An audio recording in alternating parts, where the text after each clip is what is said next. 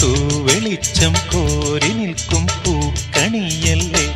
ആകാശം താഴുന്നു, നീഹാരം തൂകുന്നു, കതിരൊളികൾ പടരുന്നു, ഇരുളലകൾ അകലുന്നു.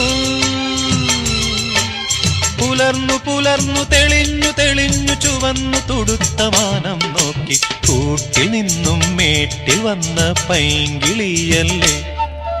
തൂവെളിച്ചം കോരി നിൽക്കും പൂക്കണിയല്ലേ.